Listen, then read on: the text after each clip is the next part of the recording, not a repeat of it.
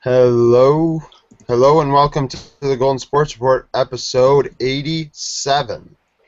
I'm Andy, I'm Dylan. I'm Chris. and we're going to talk about the Bills game today that Alex Henry gave to us time and time and time again. He's such a great kicker. He's so good.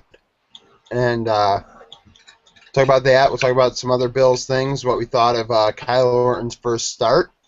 And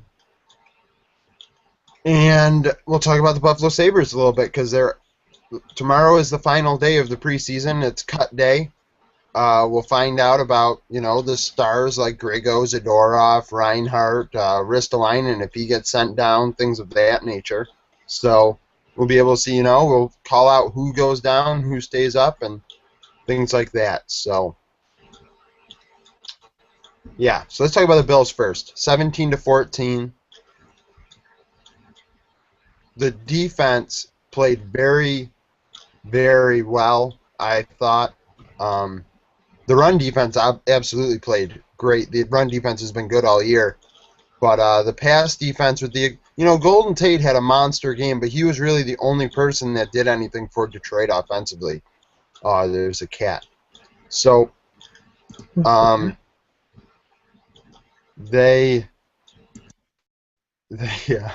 So Golden Tate had a great game. But yeah. So Dylan, I'll let you go first. What positives and negatives do you have from this game? What do you feel about the game? Things like that. All right, so I didn't see the game in its entirety, but I did see good portions of it here and there. And it's certainly the biggest positive. We won against the Detroit Lions, the game many thought that we wouldn't be able to win, the way their offense is and everything, but it was great to see us pull out the W. Kyle Orton came in. Kyle Orton played well. I know I've supported EJ forever, but I have to give it to Orton. He did well. He did exactly what we needed him to and helped us win this game. And other first, we didn't really get, looking at the stats, we didn't really get the rushing game going. Fred Jackson did well, of course, 4.9 yards per carry. Spiller didn't do much rushing, and then that's about it. Sammy Watkins had 87 yards on 7 receptions and made one really nice catch near the end of the game that I specifically remember as one of the top highlights I saw. And Jackson had 7 receptions. Goodwin had 1 for 42 yards. Woods had 3, Hogan 2, Spiller 3, Chandler 4. Mike Williams 1, and then Greg and Summers each had 1. So Kyle Orton really shared the wealth today and spread out the ball. The run game wasn't working, so he had to get it done through the air, and he utilized all his weapons that he had to get it done. So good to see our offense, at least. We only put up, I don't know if I want to say only, but we put up 17 points, but that's enough sometimes. So our defense was fantastic. Darius had 3 sacks and a forced fumble. Hughes, 2 sacks, forced fumble. Mario Williams had a sack. Gilmore had an interception. So we've known the whole season we've been seeing our offense play really well, and we've just been saying if our offense can get it together, our defense will keep us in the game and put us in a position where we can win. And I think we saw a great example of that today. And it's exciting. We're 3-2, winning record, atop our division, and well, at least tied atop our division. We might be atop our division by ourselves, I think, if the Pats lose tonight to Cincinnati. And the Lions did have 3 missed field goals by Alex Henry, so that was unfortunate. I only saw the one near the end of the game, but I guess the one was off the upright, and the other 2 were both just terribly kicked. So maybe Matt Prater won't be out of a job long, and we'll see. But exciting win. and I'm looking forward to next week after this week's game. Matt Prater will be disappointed pot isn't legal in Michigan. He'll be so sad. Chris, are you there? Yeah. Oh, okay. What did you get from the game? Positives, negatives, things like that. Some positives is that, Sammy is, what we paid for. On that last catch that he had, it was, I don't know if you guys saw it, but that catch was pretty amazing. He, reached behind him, tipped the ball up and in front of him while also running and keeping his eye on the ball midair and, being aware of everything around him. It was just so amazing. Oh, it was great. Other positives, Kyle Orton, if he didn't have that awful 70s porn star mustache, he would be, he'd be something that I'd want to keep around. He played pretty well today, especially in the second half. He played really well. Let's see. Our running game was kind of meh today, but the Lions' defense is pretty good. So it was good to see Marquise Goodwin get his first catch of the year. The station that I was watching it on said that was his first catch of his career, and I was just like, no, it wasn't. He had 4 last year, but okay. So that was something that happened. Yeah. What else? What are some other positives? Our defense looked great. 6 sacks, interception. I didn't get to watch the whole game, mostly just the fourth quarter, but we looked pretty good. Although we did look kind of sloppy on that one Golden Tate 55-yard catch, where he just was a quick slant and then he just ran past everyone. It's just we're kind of trying to keep them out of field goal range. Let's not let them run that far. We kind of got lucky with 3 missed field goals. That guy won't have a job. I'm surprised. I wouldn't be surprised if they were told him to get out of the locker room as soon as the game ended. Didn't even let him ride the bus back or whatever the players do. Ride the plane back to. Well, they're in it for. Shut up, Dylan. Anyways, yeah, some negatives. Mentioned bad running game. Fred Jackson had an hamstring tightness, which we might want to look at. Maybe we'd see something with that next week. He might not be playing, which would be disappointing. Some negatives. Our offensive line was shitty. Having 2 rookies in there, it's trouble.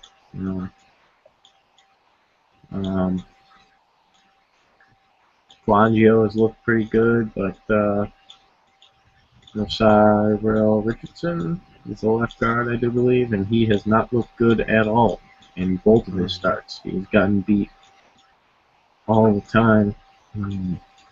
It's affecting our running game. It's affecting our pass protection. He might be good someday, but today is not that day for sure. So,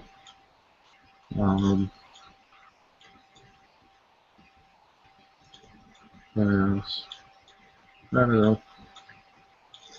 It was Ron Brooks, right? Who got Yeah. Yeah, that was. I didn't see it, but how it was described to me made me glad that I did not see it, because I probably would have been disgusted. That would just be so awful to have to watch, let alone have it happen to you. Let's hope he's okay for sure. Some other negatives. After trading for Bryce Brown, This is the fourth or fifth week in a row that he's been inactive. That's a waste of a draft pick there. I'd like to see him get some action. Our cornerback that we picked up in the draft, Ross Cockrell, I thought he might be, pretty decent. He's still inactive. It's 5 weeks that he's been inactive. But we contained, the running game. Obviously, Calvin Johnson was hurt.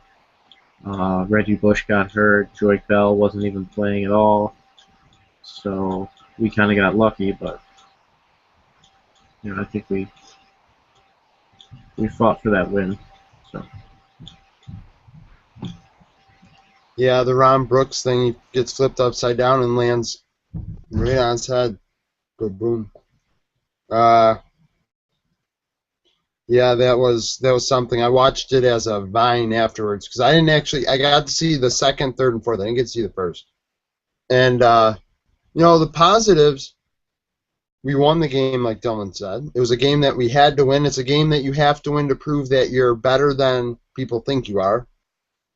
I think with E.J. Manuel, we would not have won this game. We would have lost it a lot worse. We would have lost it by a lot. But Kyle Orton looked. We have an above-average quarterback for the first time in like 8 years. I mean, 8 years. 2006, at J.P. Lostman. 10 years. 10 years since we have had an above-average quarterback. Like a 10 to 15 range quarterback. That's even giving Kyle Orton a lot of credit. I wouldn't put him there. I'd put him 15 to 20. So we have a top 20 quarterback for the first time in 10 years. And our defense is pretty good. Gilmore's interception was luck. The only reason I say that is because I think Gilmore was on Tate today, and Tate destroyed him. So Gilmore still proved that he wasn't quite there yet. I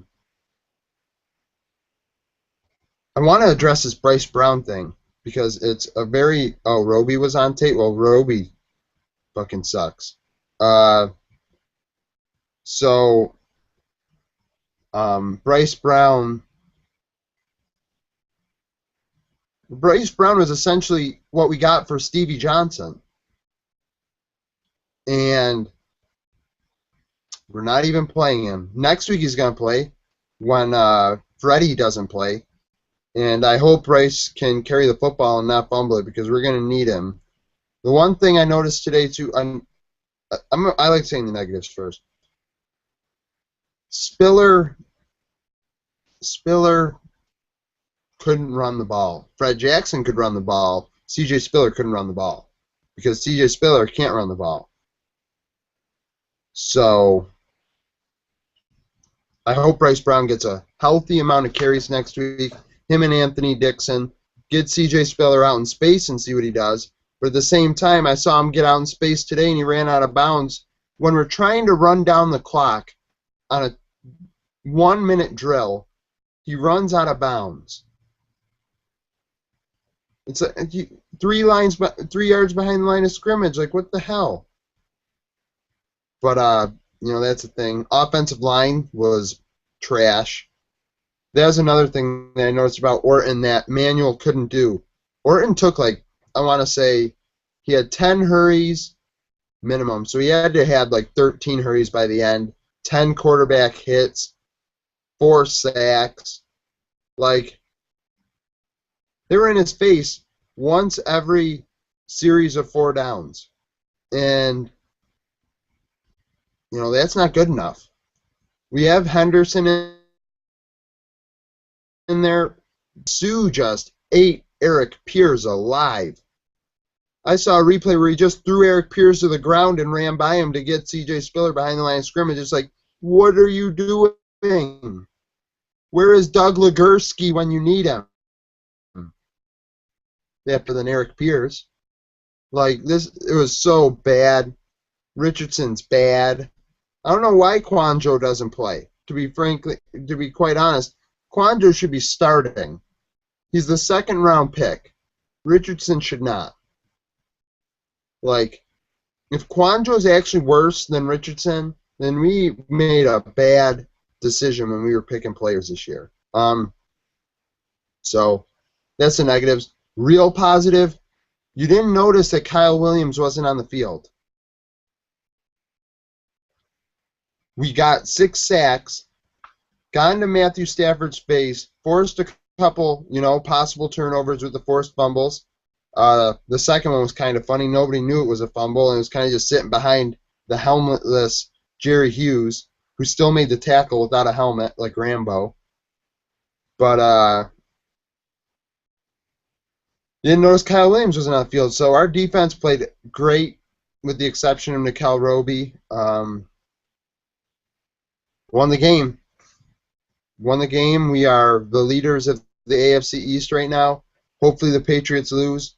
I know I said that they'd be 4-12 before the season started, and I'm obviously wrong already. But at the same time, I just want to say I thought E.J. Manuel was going to be the starter all year. Well, by a tiebreaker. But at the same time, actually next week, if they were to lose, next week would still be, that would be for first place in the AFC East will be next week between the Pats and the Bills. Big game. This is the test. We're talking about this more on Wednesday, but this is the test for the Bills. Can we beat New England? They're reeling right now. There's a lot of tension. Tom Brady, all that. I'll ask that next. What's your guys' opinion about the Tom Brady situation? But we got to be able to beat them. And we haven't really been able to do it except like 2 times over the last 13 years or 3 times over the last 13 years. So that's a thing. Actually, I'll start with that because they are division rivals. Chris, what's your opinion? Oh, damn, I clicked you. Son of a bitch. I didn't want to. Sorry. Fuck. No, I have to click now throughout the rest of the podcast. Yeah, I know. Fuck. What's your opinion on the Tom Brady situation in New England? Well, I think Brady's job, I don't think it's in jeopardy this year, but I think it's in jeopardy going forward. I think that team is about to enter absolute rebuild mode. They've got a couple of rookies starting on their offensive line, just like the Bills do. They traded Logan Mankins, who has been Tom Brady's left guard through pretty much Tom Brady's entire career. It was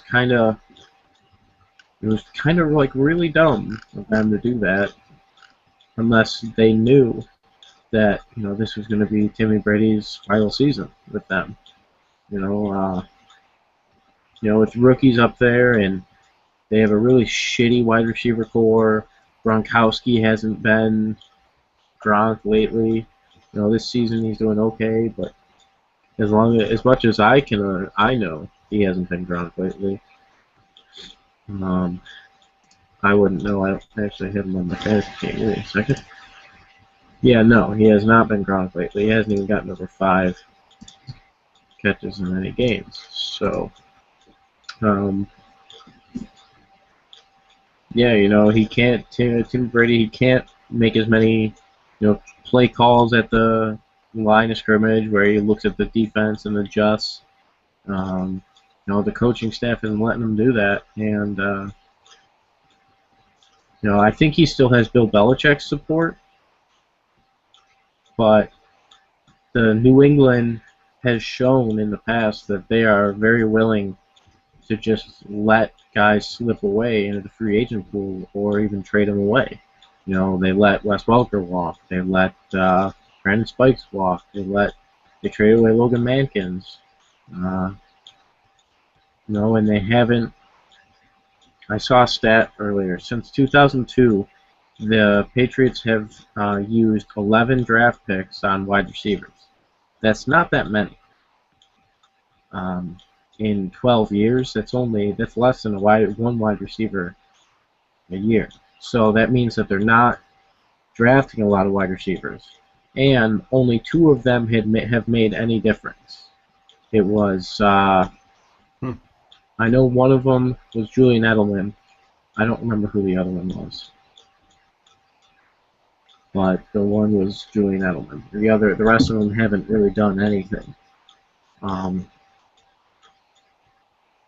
Yeah, it's pretty pathetic. They're bad, and I think Timmy Brady after this season he's going to get traded, and then he's going to go to another team, and then he's going to get released. It's kind of going to be a Brett Favre situation, except I think Brady will walk away a little bit sooner than Brett did.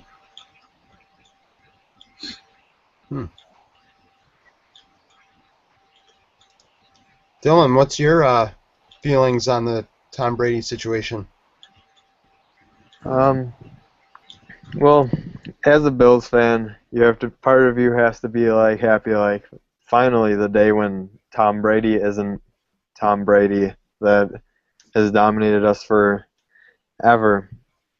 I personally don't think his job is in any, well, I don't think him as a starting quarterback is in any danger because Tom Brady is one of the best in the game right now. And when he retires, he's going to go down. He's going to be known as one of the best in the game. He's going to be a Hall of Famer. And I don't think he's going to just slip into obscurity like some may believe. Now, the Patriots have gone on, and they, as Chris mentioned, they let Welker go, and they let Spikes go, and they make these moves, and we all know Gronkowski's been battling injuries, so he's probably not going to be his dominant self that he was a couple of years ago. They lost Aaron Hernandez because we all know why, and their backfield has been unreliable this year. And it's starting to become apparent that the excuse, "we'll be fine, we have Tom Brady," is no longer working for the New England Patriots. Because a quarterback like Tom Brady the past couple of years could put the team on his back and get to the playoffs. And now they're facing stiff competition. I know our entire division hasn't been that great so far, but it's starting to look like, hey, maybe he can't get it done here anymore unless they plan on bringing in more outside help. Then maybe it's time to cut ties and, as Chris said, go into full rebuild mode. It's hard to imagine Tom Brady leaving the New England Patriots, but Peyton Manning left the Colts. Joe Montana left the 49ers back in the day when they wanted to move on to Steve Young. If they think Jimmy Garoppolo is going to be the answer, they might as well say, let's go to the future. If they don't think they'll contend with Brady going forward, trade him. He's an elite quarterback. If a team thinks they can get a couple of good years out of him, or maybe he'll have a mentor, a young quarterback on their team or something, or really help them out, they'll trade something to the Patriots. And who knows? Maybe, I don't know. I can't see the future. Maybe Tom Brady could go to a team, contend for a couple more years, and then retire there. But the way the Patriots are trending down, and it's an interesting situation to follow. I did hear rumors today that there has been a bit of discord and distrust between Brady and some of the new coaching personnel that have been brought in the offseason, and that could have an effect on what happens going forward. So it's definitely something to monitor, and maybe the Pats are looking like, hey, Garoppolo's spent 1 year under Tom Brady. Maybe they'll have him spend 2 years under Tom Brady to learn, and then they'll give him the job and see what happens going forward, because if they just wait until Brady retires and do nothing about it, then that's just a big loss to their team, and might be difficult to recover from. So we'll see. Maybe come next year or the following year, we won't have to face Tom Brady twice a season, and the Pats will have moved on from who's been the face of their franchise for quite a while now. So definitely an interesting situation. It also makes you shed a tear of like, oh, Tom Brady, I remember when he was just a rookie quarterback taking over for Drew Bledsoe.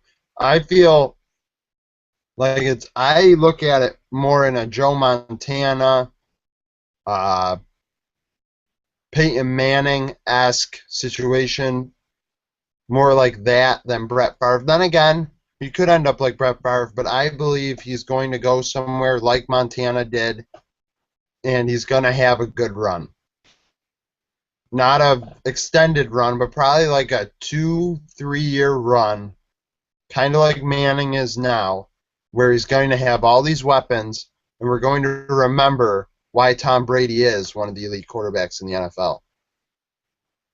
You know, if next year the Patriots are giving up Tom Brady, I would look into it. I would at least look into it. If I'm the Bills, I'd consider it because I like Kyle Orton, but, you know, we have weapons, and Tom Brady would have weapons. So that'd be interesting. I would investigate it. Then again, I wouldn't give up another first-round pick because, no, absolutely not. So, yeah, I don't know. I like that idea. I think it was a pretty good one. Somebody said something there. By the way, in the comments below, if you're watching this live or you watch it later, post what you think about the Bills game, positives, negatives, what you took from it. You know, of course you like Kyle Orton more than EJ Manuel, but do you think that this was a statement win for the Bills? That this proves, hey, we aren't just going to be average this year and not make the playoffs. Is this a team that looks like it might make the playoffs? I didn't think it was going to make the playoffs before the season started, and now without EJ Manuel, it's a good possibility that we could compete. So I guess that's the thing. Next, because we are at 30 minutes here. So topic number two. Topic number two is the Buffalo Sabres, as preseason cut day is tomorrow. There was a link I had, and I probably should find it. I should have found this before. Excuse me, before I could type this. I guess I'll first ask this. Dylan.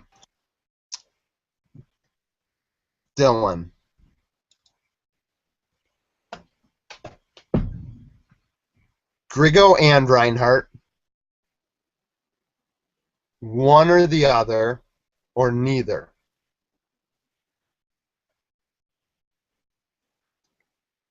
What do you think is going to happen tomorrow? Well, part of me wants to see both of them up, but that's got to be unlikely because keeping both of them up means that we're not going to be able to give them the required ice time that they would deserve.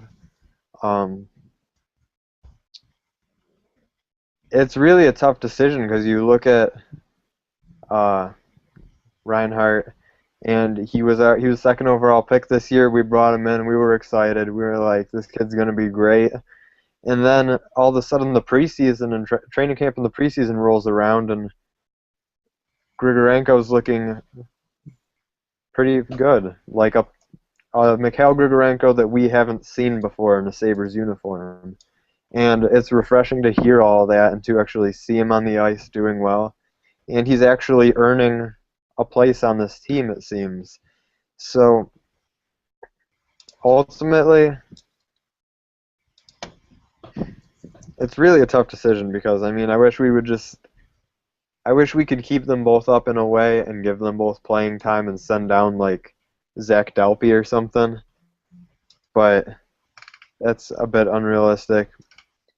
So I would like to see Reinhardt get his 9 games or whatever it is. But ultimately, if I had to choose, I think I don't know. I just have a feeling leaning towards Grigorenko. He's been in the NHL before, and we know he was incredibly disappointing. And he's shown in this preseason that he's ready to play this year. He's working harder. He's coming with a better attitude, and it is showing to be paying off. And I think we should reward him with a spot on our team. Sam Reinhart, we can send him back down. I don't know how much is to be gained by another year of development. But I know, obviously, like Tampa Bay sent down Jonathan Drouin for immediately after drafting him at like 3 overall. So Sam Reinhart in a couple of years is going to be one of our top couple guys on the team if he goes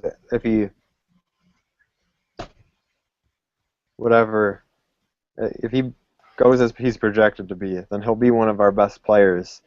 And we're in a position to where we're not necessarily looking to be overly successful this year. And if he goes down, we know for a fact he'll get top ice time, top minutes, top playing time to work on his game. And ultimately, I think in the long run, it would be most beneficial to keep up Grigorenko, who's been working and trying to develop the past couple of years, and then giving Reinhart one more year in the juniors, and then next year, depending on, I have no idea what our roster will look like around this time next year, but hopefully we would be able to accommodate both of them and fit them into our lineup well. But if I had to choose right now, I'd probably lean towards Grigorenko for this season. By the way, the link I posted in the chat, that is a link to what the lines would look like if they had Grigorenko and if they didn't, as well as examples of defensive pairings, which I'll talk about afterwards. Chris, why'd I click you? Good thing you taught me how to get rid of it. Oh, no. There. Just click it twice. You don't have to click. Okay. Jeez. Okay. Calm down. It was I'm so shocked I figured it out. Well, do you keep both up? Do you send both down, or do you keep one or the other? if I had to choose right here, right now, between the two, to keep one of them up, I would go with Grigorenko. Because his maturity has improved, his overall gameplay has improved. He's working well, but he should have to prove himself in the AHL level. Reinhardt looked good, but not that good. I don't think he's ready for the NHL, and I don't think we need to push him. I think, we're not a team. If you push a player, a good player, and playing on a team that's going to be really shitty, he's going to be like, wow, this sucks. Example, Edmonton Oilers. They've got all these top forwards, and they are awful because they push everyone. Leon Draisaitl, he's going to be probably their second-line center this year, and he was the 3rd overall pick. He shouldn't be playing. If it were up to me, I'd send both of them down. I think, we're going to be a bad team this year. I'd rather be worse. I think we'd be better with Grigorenko up if he continues to play how he has. However, I think that we'll still be okay with him down. I'd rather we be worse, but whatever.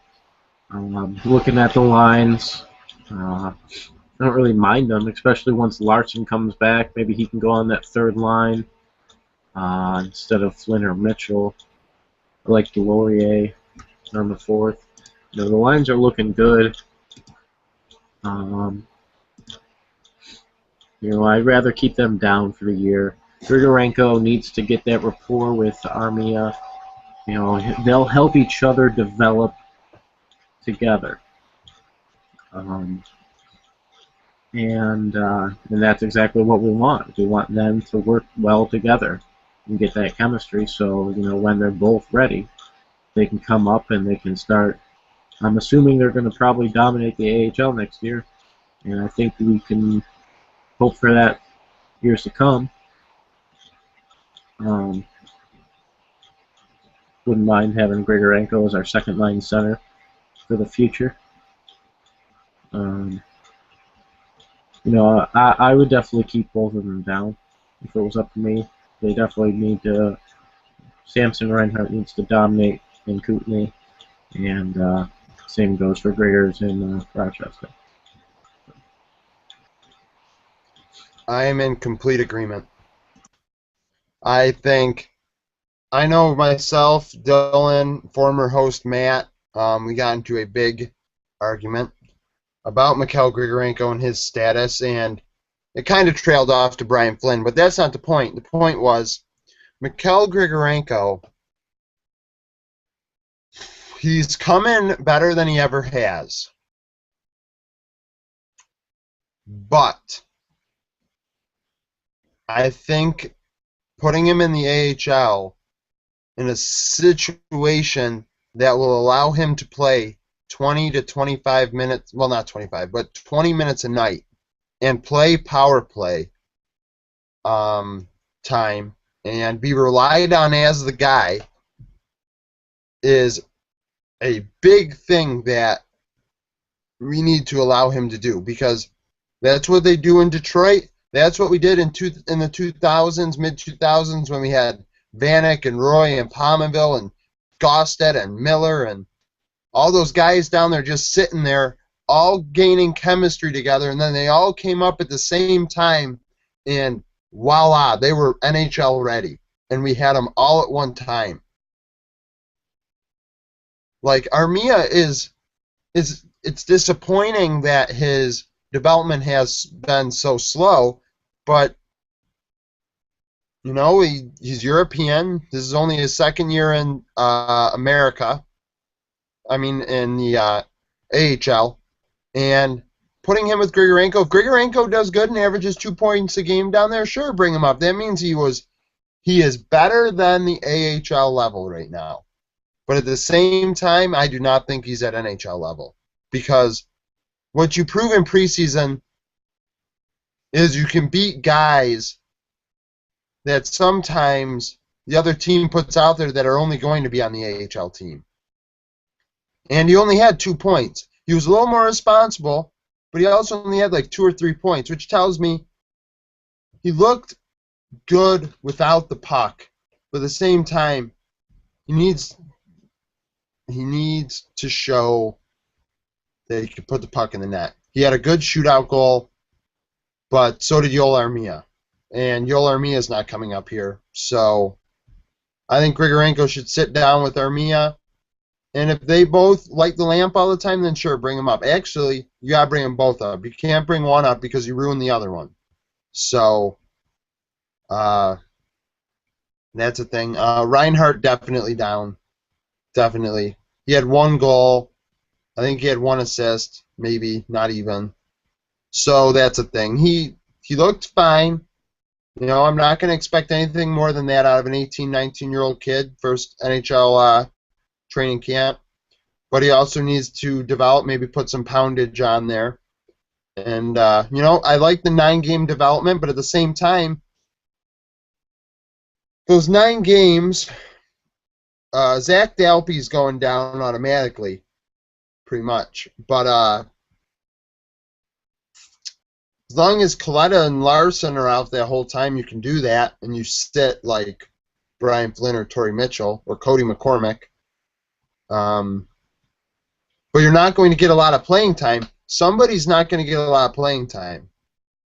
And is it even worthwhile to have Reinhardt up here at 10 minutes a night instead of 20 minutes a night down in the WHL? It's arguable. Grigorenko, is it worth it to have him up here 12 minutes a night? Maybe, well, more than likely playing the second power play unit, and that's it. Not being relied on to play well defensively. Like, that's something that I think needs to be thought about in this situation. So I would send them both down. We have enough NHL players up here right now. I'm not looking for a playoff team. We're looking for a Connor McDavid team. And I don't think we have it. I think we're going to be better than that, which is kind of unfortunate. But, McDavid. Let's hope the Isles suck. Islanders made all these trades for Boychuk and Leddy, and all of a sudden I'm scared that we won't get a lottery pick anymore. Right? Leddy's looking good. Boychuk's not. I wonder should we thing at. Damn it. Yeah. They're looking good. They've got a good goalie with Halak, Tavares with his back. They might be. Dylan, are you disappointed that the Islanders made all those trades? A little bit, yeah, because obviously I want the Islanders pick to be as good as possible, and I mean, my dream scenario is that the Sabres would finish in last, and the Islanders pick is still in the lottery. Then the Islanders pick wins the lottery, and we move back no farther than second. As unlikely as that scenario is, obviously I'd want the Islanders. I'm a huge John Tavares fan, but at least for this year, I'm rooting against the Islanders at all costs. So get us as good of a pick. It's supposed to be a deep draft, so even if we don't get picks 1 or 2 from New York, hopefully we get one of them between one of our picks. But we should still be able to land a solid player as long as we have a couple lottery picks. We have a lot of centermen on our roster. Ennis is technically now all of a sudden the centerman. Hodgson, Zemgus, Grigorenko, Larson, Reinhardt. And we have way too many centermen and not enough wingers, and we need to trade them. Trade Grigorenko. Trade Grigorenko and one of our picks to go up to Eichel or McDavid. It's going to take more than that. Yeah, well. I think the plan is that Hodgson will be a winger for the most part going forward. Yeah. Our centers likely being Ennis. Whoever makes it between Grigorenko or Reinhardt, if one of them make it, and Girgensons and whoever else. McCormick. Probably. Do you think Larson's going to be up on the team this year? He should be. And if so, what capacity? Probably third line. I'd put him above McCormick for sure. I didn't like all of his play last year, but he did look okay. So put him on the third line and get him to do some penalty kill. He's not going to be a power play kind of guy, but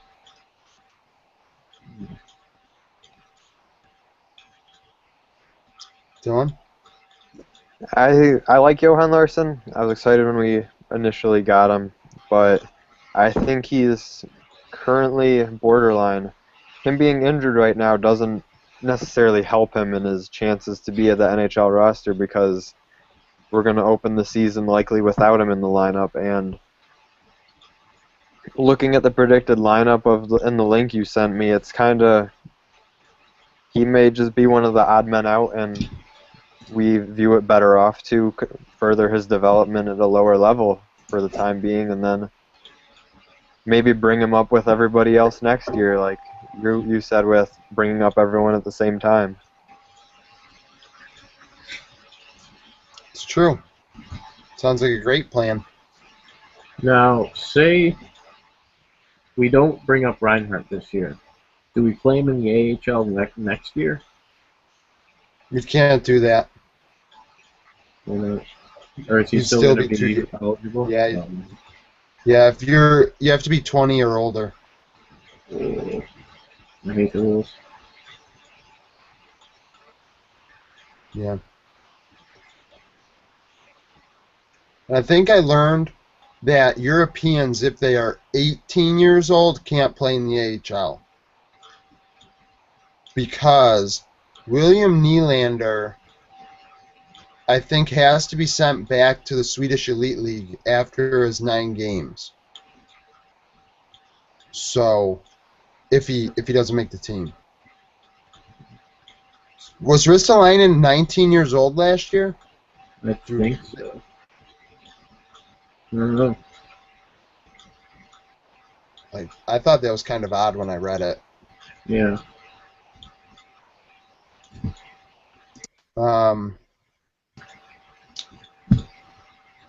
Yeah, and speaking of Ristolainen, there's defensive predictions down there, and you see, we have like 5 guys that are definitely making the team, and then you have Strachan, Pizik, McCabe,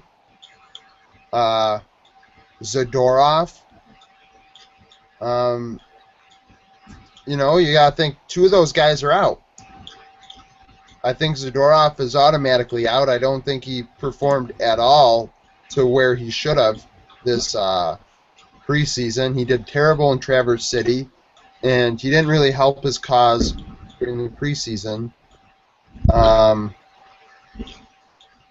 Strachan, I like to have up here, but at the same time, I think he holds a lot of value for the young guys down in Rochester. But by doing that, Strachan being down there, we have the young guys up here, so you don't fix the problem. So that's the thing.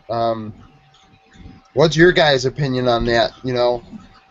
Which of those 4 defensemen, which 2 do you think should make it? Dylan, Chris is typing, so Dylan, you go first. Can you list the 4 names again? I'm sorry. Strachan, Pizik, McCabe, and Zadorov. All right. Well, personally, I don't know much about this Strachan. I know he's looked solid in preseason so far, but on the whole, I'm not overly high on him being a fixture in our 6th defenseman in the NHL this season. And I mean, if we do Andy made the point, if we send him down, that means we have the young players up. But that's a switch of 1 roster spot where we could send him down, have him help out young guys in the AHL in a capacity similar to Matt Ellis, and then bring him up if we need to at any point during the season. I personally am a fan of Mark Pizik. He's been up and down, I know, and he did spend a lot of time in the AHL last season, but I always felt that he was capable of being in the NHL last season, so we'll see about how that one goes. And in terms of between McCabe and Zadorov, I think McCabe could benefit from another year in the minors. I mean, I think either could, but I'm a big fan of having seen him multiple times. I'm a big fan of Zadorov, the way he carries himself on the ice. I know he's like a 19-year-old kid or whatever, 20 maybe, however old he is, but he's a big guy, and you can see he may not even be bigger than anybody else on the ice, but the way he carries himself is bigger. He plays the game bigger, and you see him like he's dominating. He has a huge shot, hard hits. I think there are areas where he can work on his game. Like here and there.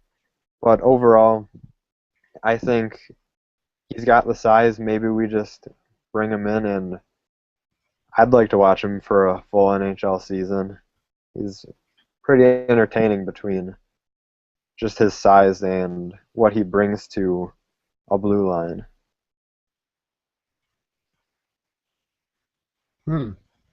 So Zadorov and Pysyk. Chris, Um, out of those four defensemen, who do you think should be up? Two up, two down.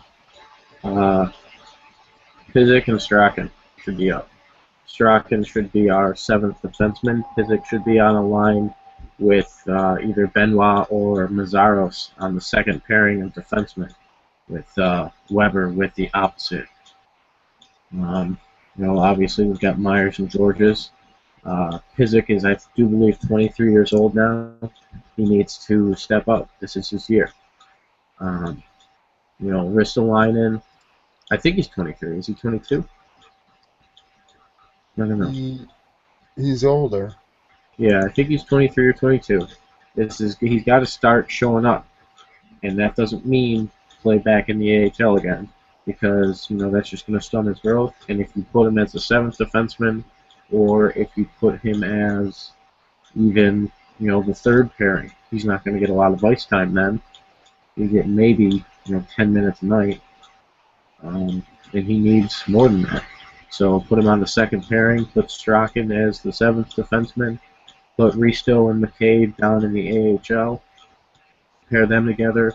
Zadorov, I hate to say it, because he's way better than all the guys down in his minor league, but we're going to have to send him back to London, because I'd rather have him, well, not London, back to the London Knights. I'd rather have him as their top pairing defenseman than have him as our seventh defenseman.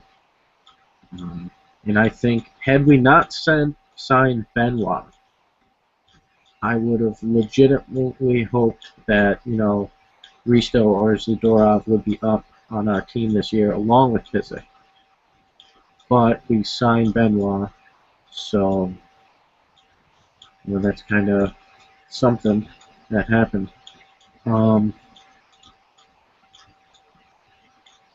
Yeah, maybe at the trade deadline, we might trade Mazzaros or Benoit. There's a cat behind you, Andrew, and it is adorable. Hi, kitty. Anyways. Cats.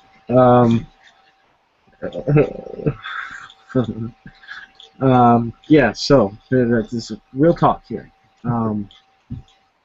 Yeah, I would love to see Zadorov up here, but he literally put in no effort to his game. His last game in Traverse City, he looked better than he had in I believe the third game. They literally benched him because he was not putting in any effort. And then in the preseason, he looked pretty good in the preseason. I believe he got an assist, and I know he got a really good hit that I saw. But obviously Ted Nolan, he rewards effort, which is why Matt Ellis found a spot on this team last year, and why other guys found spots on this team. They put in a lot of effort, but I don't think Zadorov would be able to night after night. I think he's got to get his attitude problems. I don't think he had. I wouldn't say attitude problems. He's got to learn to put in effort all the time. He needs to get back down there and dominate whatever league he's in again. I believe it's in the WHL. Yeah, I think Zadorov should be sent down. I don't think he's mature enough. By not showing up at that prospect tournament, he's not mature enough to play in this league yet. You got Strachan. I like. Apparently, Strachan's a tough guy, and he's not like Scott, who only fights. But Strachan is defensively responsible enough to play on your third pairing, provide a little bit of veteran presence for, that young guy that you have that you don't want to have too much time. You know who's getting lost in this whole thing is my boy Chad Ruedel. Poor guy is just getting stuck in the AHL. He's played 160 NHL games over the last 2.5 years or so. Like, guy's a champ. I want Chad Ruedel up here.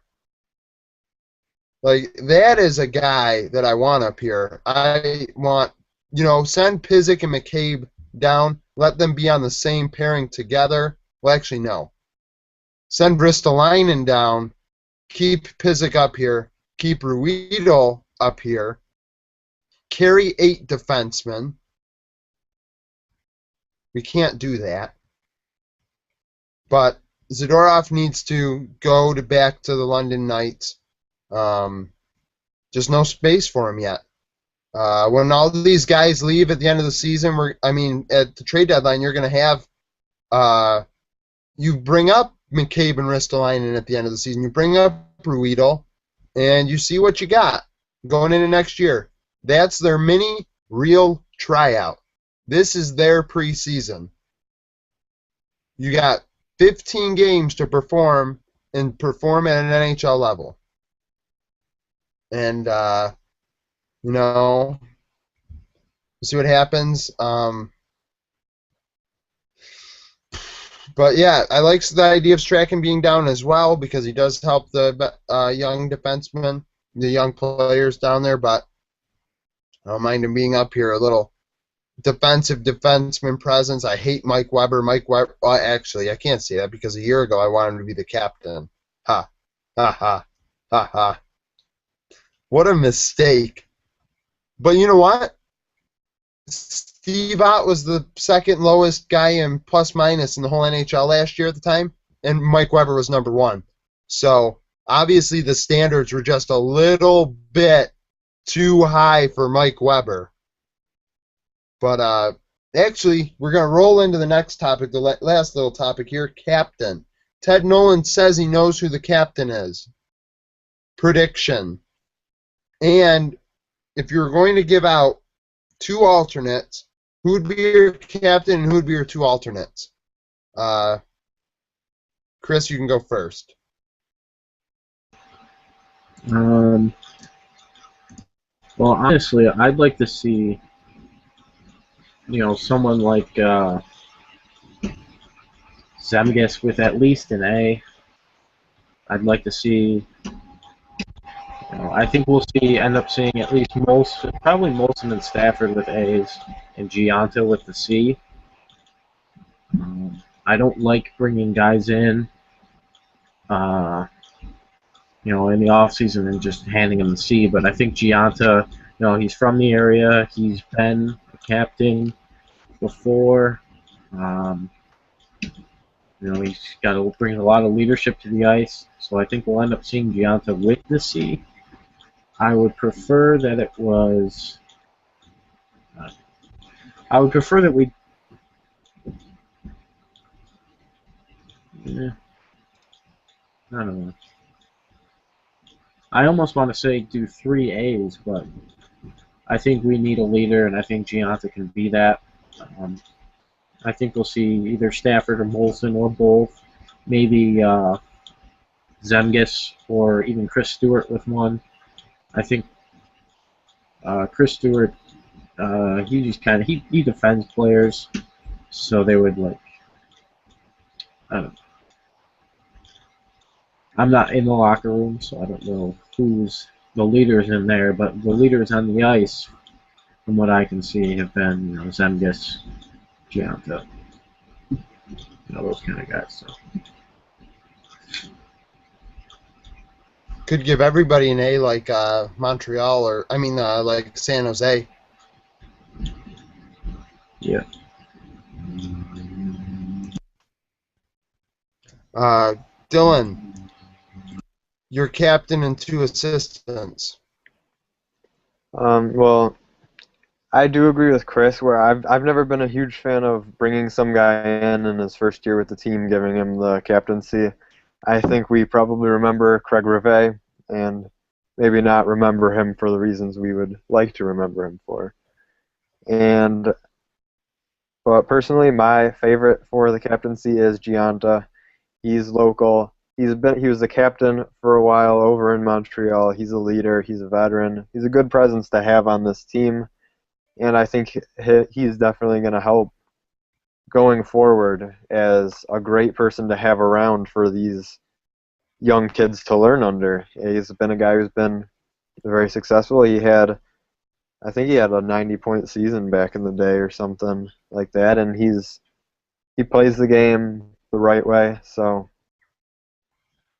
my C would go to Gianta, and I think the A's are a lot harder to choose.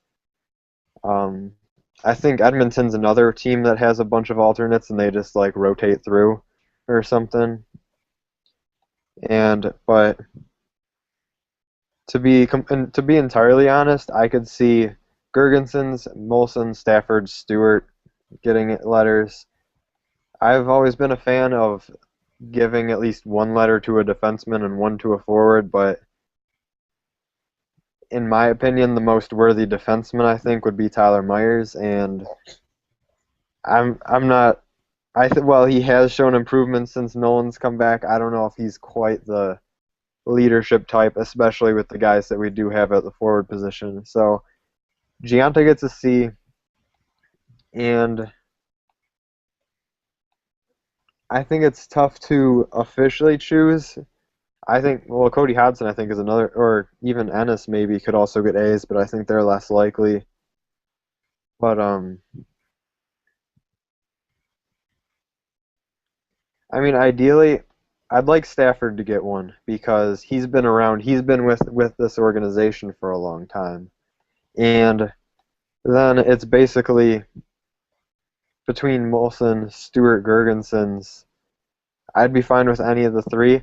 The thing in my head that I keep thinking of, though, is that Stafford and Stewart are two players that we don't know their status of on this team beyond this year at this moment. They're both guys that we could re-sign and keep for a couple more years. They're both guys that we could sell at the deadline if it doesn't look like we're going to retain them. So I know the Sabres have a thing for giving letters to guys that they plan on getting rid of during the season. But I guess I think Gianta's getting the C, and then any of Molson, Stafford, Stewart, Gergensons for the A's. And maybe one of them gets an A, then gets traded, and then one of the other of the four gets an A. So I guess we'll see. But I think we have a decent amount of solid choices. Hopefully Nolan and the coaching staff makes the right one. I think Gianta, and I think all those guys are in the running. I think it's between guys like Molson, Stewart, Stafford, Gergensons. I see Gergensons as like the future captain of this team. Like after Gianta leaves, I feel you just hand the C to Gergensons. Like right there. Like have a little press conference and just a passing of the C. And, because that's, at least in my opinion, I've heard, future captains, Mark Pizik's name thrown around a lot. He was the captain of, I've mentioned it before on the podcast. I know I mentioned it to Chris and Dylan. The Edmonton Oil Kings in junior. I think it has the record for longest winning streak in the history of North American hockey. And he was the captain of it. It was like 43 games in a row or some shit. Reinhart, I like that, Reinhart. But I'm going to go Gianta, Molson, Stewart. And I like, I don't like Stafford at his price tag. And I think if I'm the Sabres, I don't re-sign him at the end of the season, only because we're going to have so many forwards come up that he's just not an option. He's not really a spot that we can just kind of sign.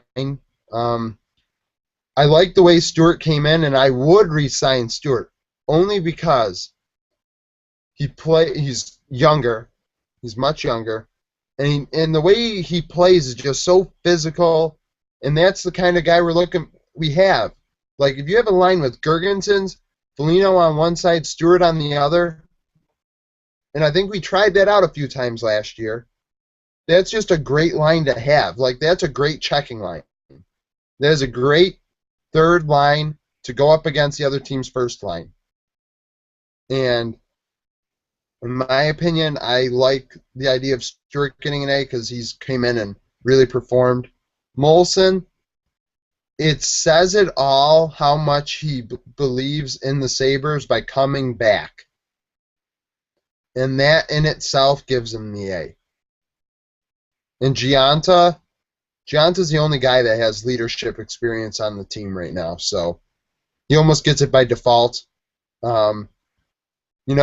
also gave a guy a C after only how many games playing with us?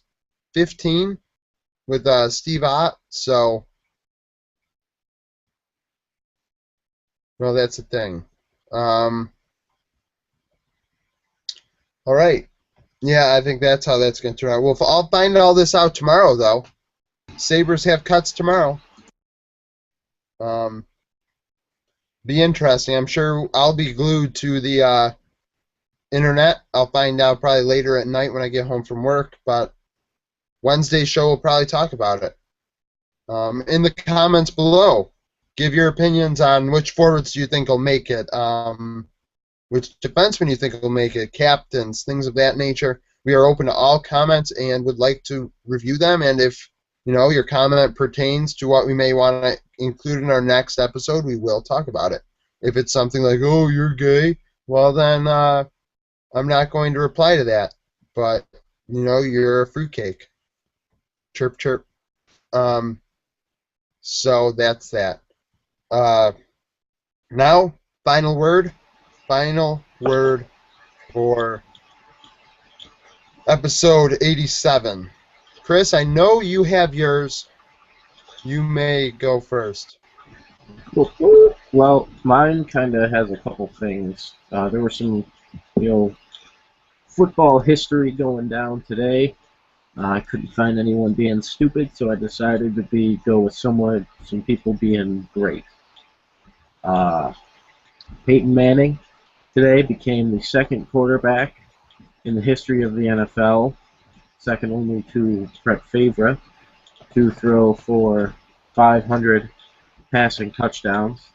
I believe Peyton's at 503 now, which means he's only 5 behind Brett Favre at 508.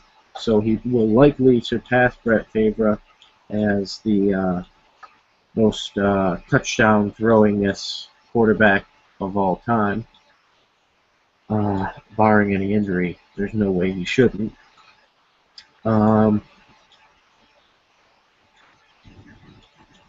So yeah, that was a thing. He threw his 500th touchdown. I think it was on the first drive of the game that they had to my tight end Julius Thomas.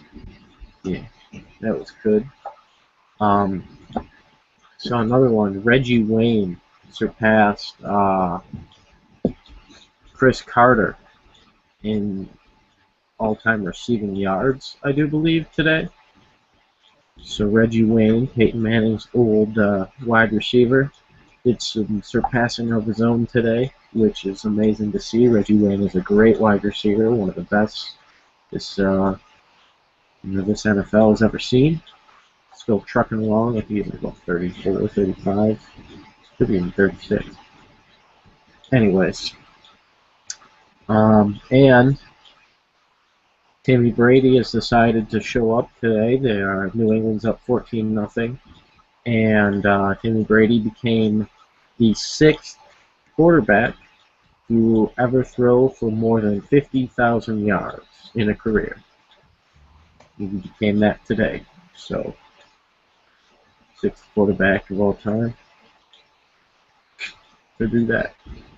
So that's some greats going on today in history. I always thought Reggie Wayne was a great wide receiver. He's so good. So good. Um, Dylan, what do you have for us for your final word? All right. Well, I have one quick thing I want to say, then my actual final word that I feel obligated to talk about. And the first thing is just a quick football thing. Brandon Oliver, UB product, amazing game today. 114 rush yards, 68 receiving yards, rushing touchdown and a receiving touchdown. So that's 182 total yards from scrimmage, and uh, it's great to see because I watched him many times in last year and the year before in college, and now he ran all over my least favorite team in the National Football League, the New York Jets. So I was just pretty happy to see that, and it's great to see. I enjoy seeing UB products succeed at the next level.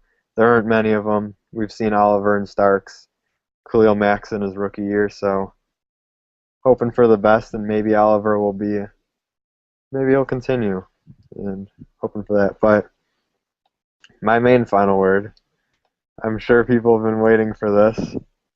Derek Jeter is retired from the game of baseball. And it's really sad. I'm not going to cry. I don't think I'm going to cry.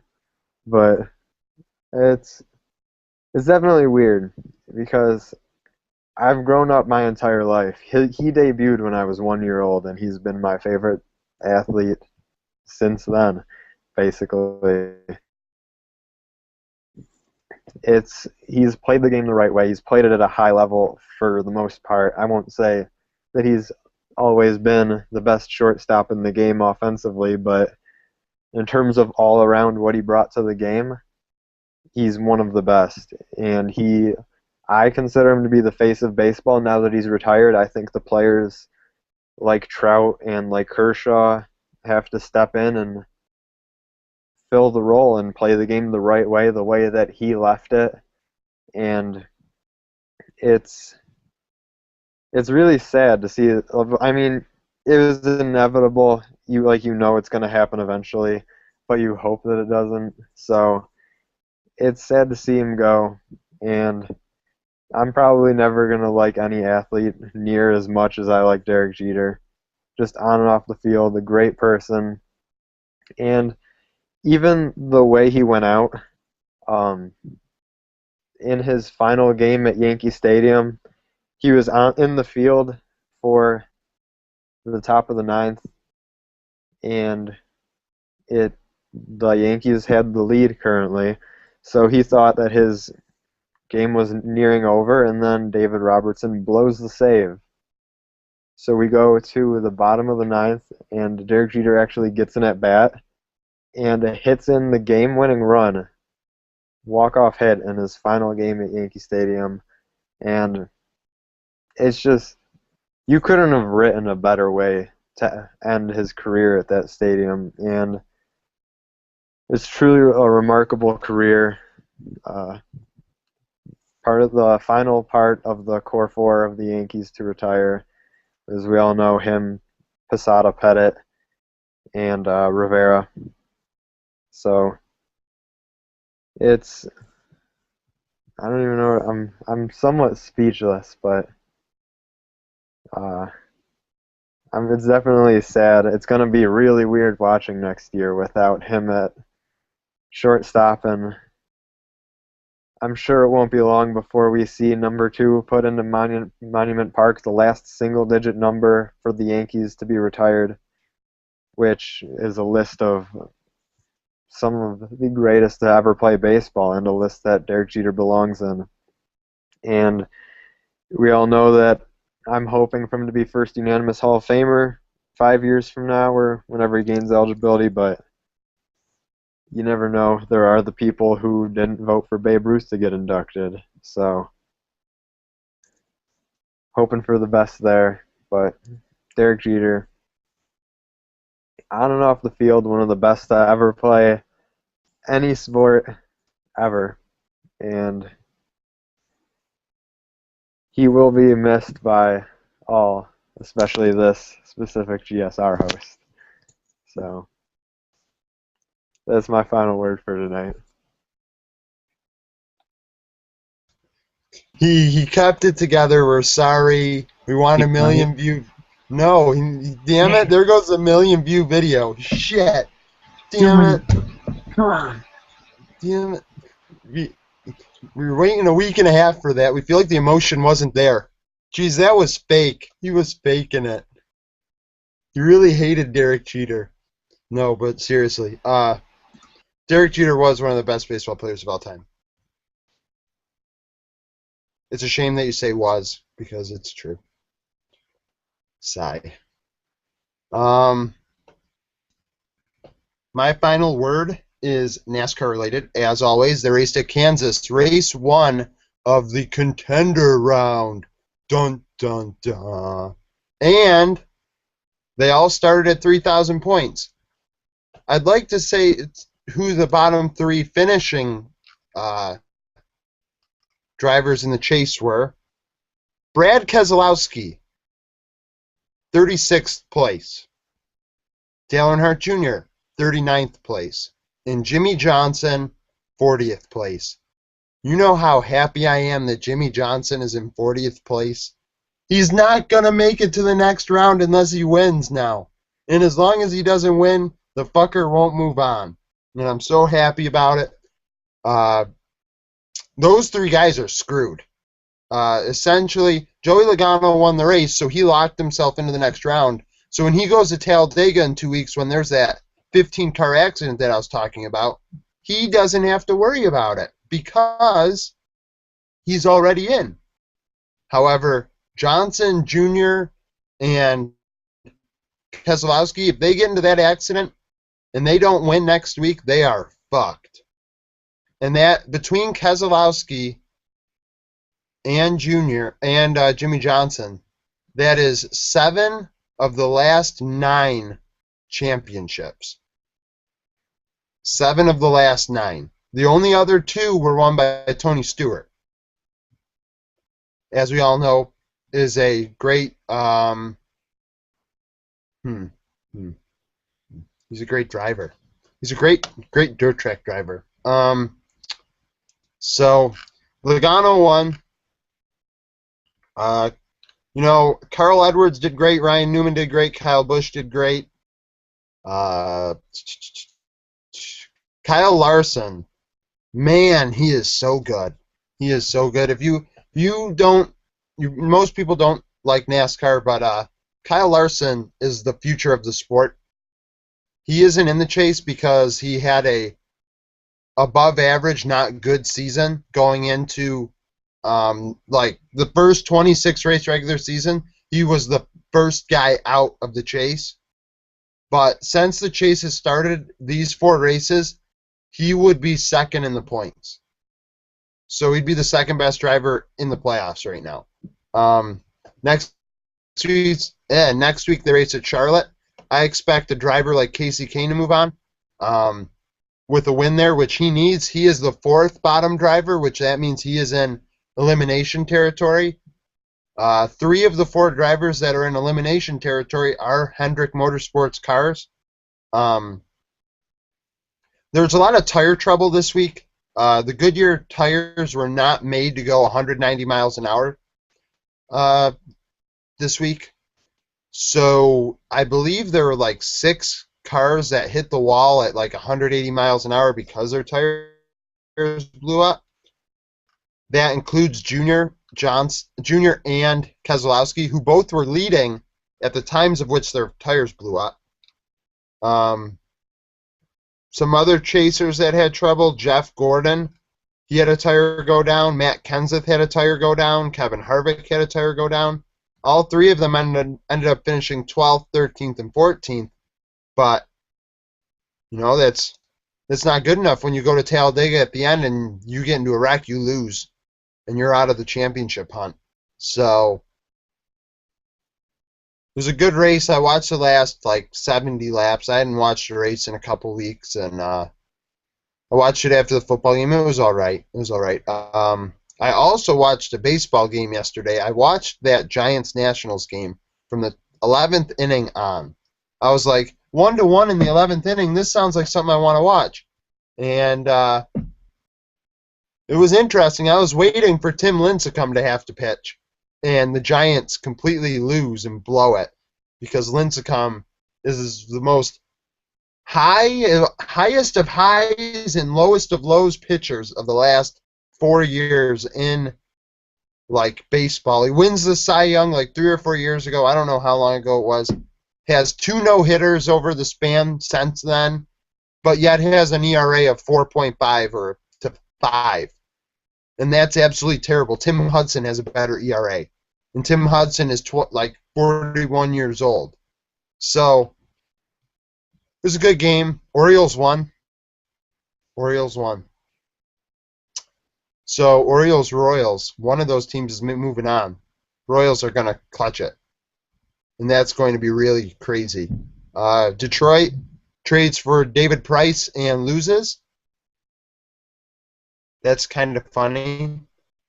I'm trying to do baseball talk. I'm so good at baseball talk. Jeez. The NL is going to win the World Series.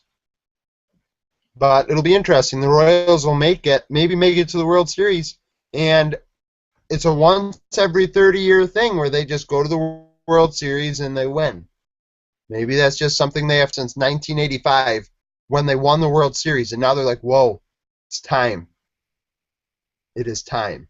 And Eric Hosmer, Dylan's favorite first baseman, is going to take them there. Just like Kyle Orton is taking the Bills to the Promised Land. And on that note, I'm going to end the podcast. Thank you for watching. This was the Golden Sports Report, episode 87. Come back on Wednesday. We might have a show. No guarantees. I know I'm not doing anything Wednesday night, but we'll see what happens. That's how we roll. We're kind of random now. The last 2 videos have gotten a good amount of views. I think that's the addition of a new host. I hope that if you have been watching that new host, if you'd like to, you have watched this if you're watching me say this, but leave a like if you like the show. Maybe you say in the comments, I only like Josh and you hate Chris. That is what it is. So just like, comment, favorite, subscribe, give your opinion, and yeah, bye. You too. Adieu. Nice. My thing was muted.